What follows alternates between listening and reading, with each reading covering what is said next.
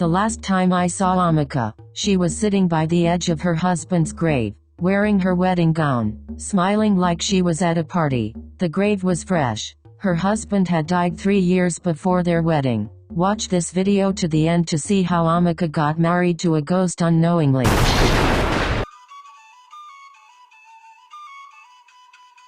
Amika and I grew up in the same compound in Nsuka. She was the quiet type, never liked crowds, barely went out, and always sat by herself at night, staring at the sky. People said she had a gift, something spiritual, but in truth, she was just lonely. One day, after school, I saw her talking to herself by the mango tree behind our house. I thought maybe she was praying or thinking out loud, but she was laughing and blushing, like someone on a date. "Who are you talking to?" I asked, walking closer. She looked shocked for a second. "Nobody," she said too quickly. Then she added, "I was just imagining things." That was the first time I felt something was off.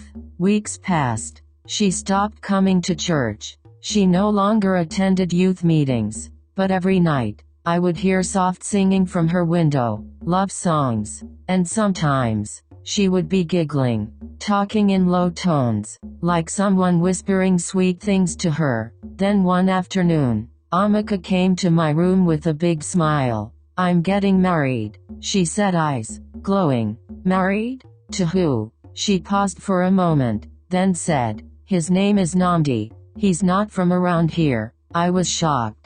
She never had a boyfriend. No one ever came to visit her. "Where did you meet him?" She just smiled and said, "He found me." When the wedding day came, we all thought it was a joke. There were only 10 people in attendance, all from her side. No groom's family, no friends, nobody. And when it was time for the vows, the priest kept looking confused. There was no groom standing next to her, just an empty space. But Amika was acting like someone was there. She turned to the empty spot, smiled, nodded, and even said, "I do." The priest was sweating. He stuttered through the words. At some point, he whispered to her, "Is this a play?" Amika said, "Just finish it." After the strange ceremony, there was a small reception in our compound. Amika danced alone. She even shared drinks and food on behalf of her husband. The plastic chair beside her was always empty, but she would look at it, laugh, and talk as if someone sat there. Some of us started thinking she had lost her mind. That night, I stayed up. Her room light was off, but I could hear her laughing softly, then suddenly crying. It didn't make sense. The next morning, her mother fainted when she saw the ground outside Amika's window. There were 2 sets of footprints in the wet sand, hers, and someone else's. Only, the other prints didn't go away, not even when the sun came out. After the wedding, things changed in the house. Strange things. Every midnight, we started hearing low whispers coming from Amika's room. Her mother, Mama Obi, told me it sounded like 2 people talking, one male, one female, but Amika was the only one in that room. One night, I sat outside by the window with Mama Obi. She couldn't sleep and asked me to stay with her. At exactly 12:03 a.m., we heard it. A deep male voice said, "You're mine forever." Then Amika giggled like a teenager in love. Mama Obi held my hand. Her palms were cold and sweaty. We were both frozen. We heard the bed creak as if someone got on it. The soft sound of movement, like a body turning over. Then silence. By morning, Mama Obi was sick. She didn't come out of her room again for 2 days. I tried to talk to Amika. "Who is in your room at night?" I asked. She just smiled. "My husband." "But you're alone." "No," she said quietly. "He comes every night. He doesn't like being away from me." I wanted to scream, but something about her face stopped me. She looked serious, and happy, and scared at the same time. The next week, something strange happened. All the mirrors in the house started cracking, one after the other. It started with the one in the sitting room. It split from the top down in a perfect line, like someone had drawn on it with a knife.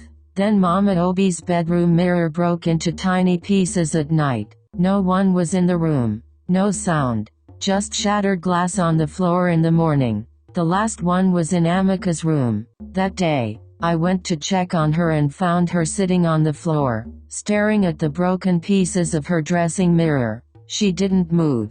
She didn't blink. I asked her what happened. She said, "He doesn't like mirrors. He says they open doors." Doors to where? I asked. She looked up at me. Her eyes were red. Places we don't belong. Then she swept the broken glass into a bowl and kept it under her bed. That night, I couldn't sleep.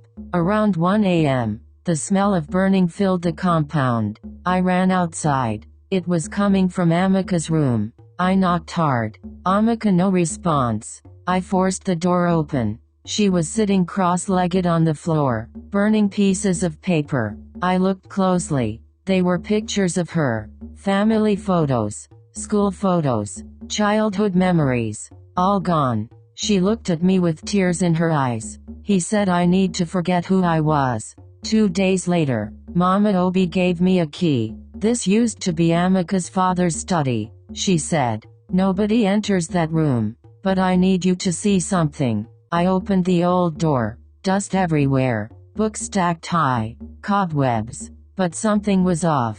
There were pictures on the wall. Old wedding photos. Black and white. Faded faces. And then I saw it. A man in one of the pictures looked exactly like the man Amika had drawn in her diary. The man she claimed was her husband. I felt cold all over. "Who is this?" I asked Mama Obi. She looked like she'd seen a ghost. "That's Namdi, my late husband's cousin. He died over 40 years ago. He was buried right here in Nzuka. He looks exactly like." "I know," she whispered. I turned to face her. "Amika married a ghost." She nodded slowly, tears in her eyes. "And now, I think he wants to take her with him." That night, Mama Obi didn't sleep. She lit candles in her room and kept praying. Around 3 a.m., I heard a loud crash. I ran to her room. She was lying on the floor, eyes wide open, mouth slightly parted. Gone. The doctor said it was a heart attack. But I knew what I heard. Just before the crash, I heard her scream one word: "Leave." I didn't tell anyone. Who would believe me? After the burial, I went to Amika's room. She was sitting on the floor in her wedding gown, smiling. "He says she was in the way," she whispered. "But now it's just us." I backed away slowly. Her face didn't look human anymore. 3 days after Mama Obi's death, I decided to visit the graveyard. I wanted to see for myself where this Namdi was buried. I had heard about his death before, but no one ever talked about him much. He had drowned in a river in 1981. People said he was buried far from town because of how strange his death was. I asked the old gatekeeper at the cemetery, Baba Isinwa, to show me the grave. He led me to a far corner, behind tall weeds and broken tombstones. There it was. Namdi Obinna Azomina, born 1952, died 1981. Love never dies. That was what the tombstone said. But what shocked me was the state of the grave. It looked fresh, as if someone had just buried a body there. The sand was dark, still damp. On top of it were white flowers, not old or dry, fresh ones. And there were footprints. One set, barefoot, deep in the soil. I looked at Baba Isinwa. "Did someone come here recently?" He shook his head. "Nobody comes here. This place is forgotten. Except..." He paused. "Except that girl in the white gown. She comes here sometimes at night." I felt sick. "Amika," he nodded. "She just sits there, talking, laughing, crying sometimes. I don't disturb her. It's not my business." I ran that night. I locked all the doors and stayed awake. I couldn't sleep. At exactly 2 a.m., I heard footsteps in the corridor. Slow, heavy. I held my breath. The footsteps stopped at my door. I could hear soft breathing. Then, silence. Suddenly, a cold wind swept through the room. but the windows were closed. I felt someone watching me. I didn't dare open my eyes. Then I heard his voice. Low. Clear. She saw too much. I opened my eyes. No one was there, but the air smelled like damp earth, like a fresh grave. I rushed to Amika's room the next morning. She was sitting on her bed, brushing her hair and humming. Her hair was longer than I remembered. Too long. Her face was pale, almost gray. Did someone come into my room last night? I asked. She looked at me calmly. He wanted to say goodbye. Goodbye. She smiled. Tonight is our final night here. Then we'll go away. Far away. To a place where no one will disturb us. My throat went dry. You're leaving? Yes, she said. With my husband. That night, I followed her. She left the house in her wedding gown, barefoot, carrying a small bag. She walked all the way to the cemetery, humming softly, her veil floating behind her. I hid in the shadows. She got to Namdi's grave and knelt beside it. I'm ready, she whispered. Suddenly, the ground moved. I'm not lying. It moved. A hand slowly pushed through the soil. Then an arm. Then a shoulder. It was him. Namdi. His skin was pale. His eyes were sunken. But he was smiling. He reached for her hand. And she stood up. She didn't scream. She didn't run. She held his hand like it was the most normal thing in the world. Then they both began to sink into the ground. Together. I wanted to shout. But I couldn't move. My legs were frozen. Within seconds, they were gone. The soil closed up like nothing happened. But on top of the grave, her wedding veil was left behind, floating softly, then falling still. The police searched for her. Her name was on the news. Young woman disappears after mother's death.